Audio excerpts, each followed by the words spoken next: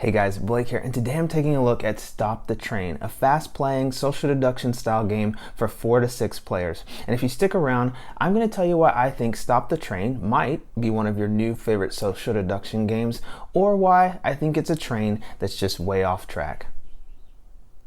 So Stop the Train is a pretty simple deduction slash hit and roll game where there is a bomb on board the 1905 to Paris, and you must complete your mission to stop the train and avert disaster to win. But who's the secret saboteur working against your team? That's for them to know and you to find out.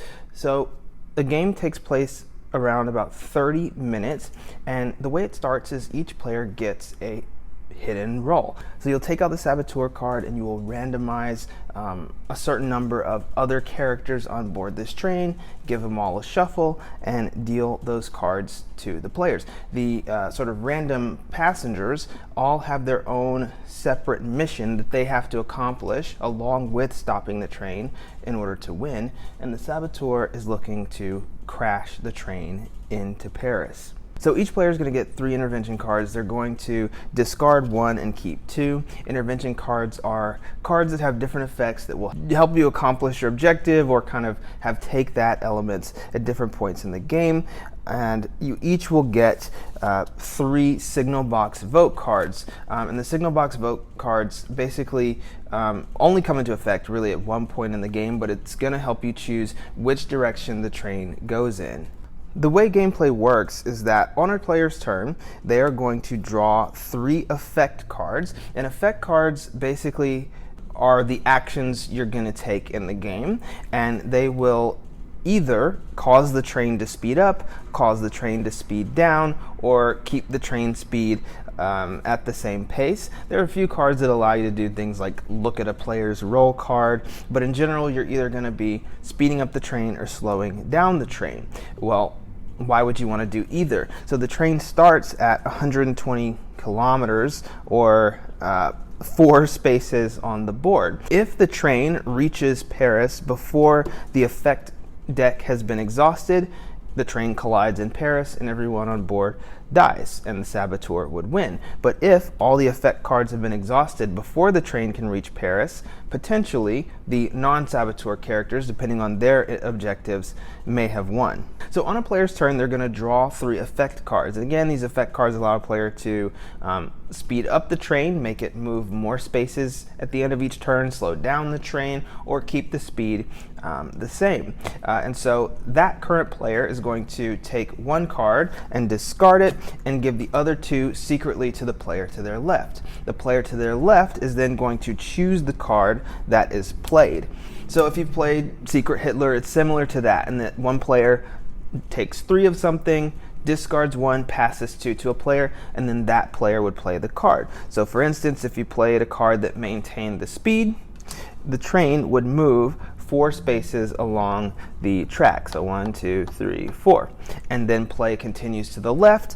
So that player who just moved the train would then draw 3 cards, discard 1, give 2 to the player to their left, and then that player would play a card and continue to move the train. You will continue to move the train, each player continues to get turns, and eventually the train will get to the signal box. Along the way, there are a few other things that can happen. So when you're at this sort of downhill section, if the train is going 180 miles per hour, there's a certain character who would have achieved their objective. So the idea is that some of the different objectives the non-saboteur characters have could still look saboteur-like, and you don't fully know what anyone's reasoning for doing anything is. Maybe they want to speed up the train because they're the saboteur and they want it to get to Paris. Maybe they want to speed up the train because their objective needs them to do something involving that speed.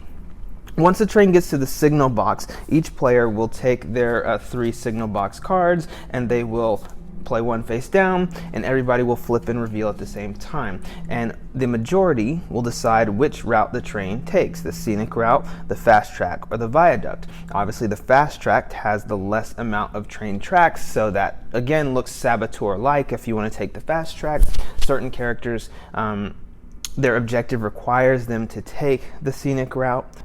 And there's also ways, if you don't accomplish your objective, to obtain one of these permit to travel tokens that will essentially disregard that objective and allow you to win. And there's ways to then take permit to travel tokens from other players. And so the non-saboteurs aren't fully working together, but for the most part, they all need the train to not collide in Paris in order to win. The sort of other interesting part of the board is whenever you get to one of the bridge pieces of the map, that is when the players can call a vote. The active player can call a vote in which you have time to discuss who you think is the saboteur, and one by one you can vote for who you want to throw off the train. Almost all of the good players cannot win if they've been thrown off the train. The saboteur can win if they were thrown off the train, so that's not as important to them as just speeding up the train, whereas for the other characters, almost all of them need the train to not collide in Paris to win. And so the gameplay just goes and goes and goes with players taking their turn. The train's going to continue moving, and if the effect the effect deck has been exhausted before the train reaches Paris, any non-saboteur players can see if they've completed their objective and they will win. If the train reaches Paris, the saboteur has won and all the other players have lost. I like that there's multiple things you have to satisfy to win, and if you somehow don't get one of them, you have the option to use the permit to travel, which is kind of cool. So you're trying to pick the route and trying to maintain whatever status you need on the train. It's really easy to set up, and I mean, we played 2 games in like no time flat, so I thought the rules were really easy to understand. For some social deduction games, some of the rules can be overly complicated, I think. This one, very simple, like you said. You have 2 missions, and that's what you gotta try to do. I like that there are multiple character cards, so the playability or the replayability is pretty high. You can just continuously playing in that, and the second time we played it, I still enjoyed it, so I liked it. I feel like it was very thematic. Like, the board is unique in, what it looks like. I think it's kind of the most fun that I've had playing a game that I don't actually think is that great. Okay. Like, the game the experience of playing it was fun, but it seems like it could use some balancing. Yeah. And I would really like to see what it plays like with 4 players. Instead of 6, to see if you get a little bit more agency from having a few more turns. I would give it a 5 out of 10, but I would play it again. I would give it like a 6.5. I liked it. Yeah, I'd give it a 6. A solid 6. I think I would play it again maybe a couple more times. Yeah. I would give it a 5 out of 10. I give it a 3. I don't think it was a social deduction game. That's true. Yeah. I guess. So let me just say, I think I enjoyed this game way more than a lot of my friends did. I think their scores were a little bit harsh. And so I want to start with the positive. I love the design, the graphic design, I should say, of this game. I think the train tracks look great when they're laid out on the table. I think the card art looks good. It's nothing, over the top. There's not a ton of artwork, but what you have, I think, looks great. I think it's got a good table presence to it. It's the kind of game that you put out on the table and people are going to wonder what's going on with that game. I also think it plays really fast. It does play in about 30 minutes, so it's the kind of game that if people like, bam, bam, reset, and you can play again. If people didn't like, oh well, you didn't spend too much of your time on a game that you didn't like. I also think one of the strengths of this game is that if you are someone or you have a group of players who tend to not mesh well with deduction games because they don't like the aggressiveness of having to lie or, having to look people in the eyes and say one thing when they know they're doing the other, I think this is one of those games that could work better than The Resistance or Secret Hitler, for instance. I think it gives you some choices that you can make while also not making it purely about bluffing. However, that does lead me into the negative, and I think this game for me is one expansion away from being one of my favorite social deduction games. I think it's just missing that enjoyable level of tension that you get from a game like Secret Hitler or The Resistance, where you get to look around and decide, who do I think I trust? Who do I want to take on this mission with me or form this government with and try and do good things with? Because the active player takes takes 3 cards, discards 1, and passes them to the player to their left.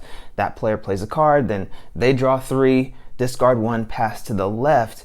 Your choices are kind of made for you. You never get to really explore the table, explore the group of people, and form your opinions based on who you pick. It's purely you're always with the player to your left. And I think that takes away a level of that like I was saying, enjoyable tension from the game, where instead of me getting to test who I want to be my co-conductor of the train, the table arrangement decides it. And so I would love to see some sort of expansion where instead of it being set like that, the player gets to choose who is directing the train.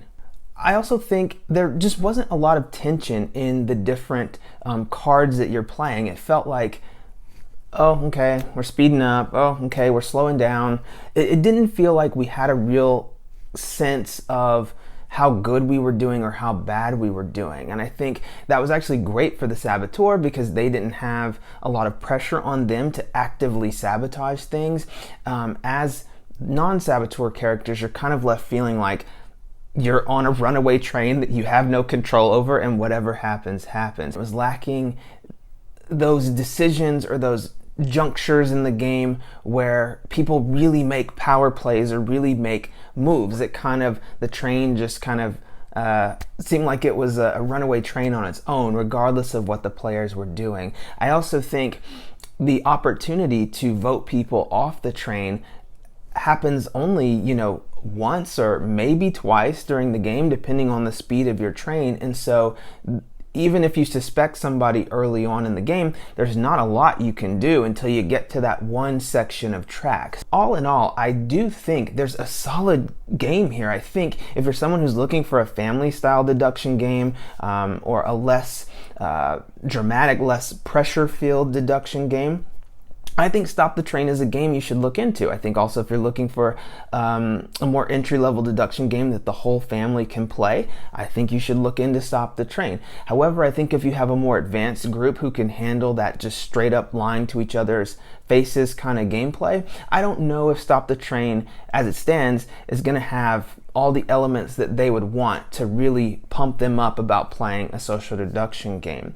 So for me, if I were ranking this, it would fall between a 6.5 and a 7. It's a game that I would introduce to newer gamers or folks who have a harder time with, the Secret Hitlers, the Resistance style games, but it also isn't a game that I would necessarily plop on the table with gamers who I know can handle the werewolf style games and the Avalons or Resistance. So for me, 6.5 as it stands, but I'm going to be on the lookout for this game because, like I said, I think there's a lot that they can do to really improve this and make it one of the great social deduction games. So those are my thoughts on Stop the Train. If you've played Stop the Train, tell me where it falls in your social deduction lineup or what your current favorite social deduction style game is. And until next time, thanks for watching, and I'll see you later.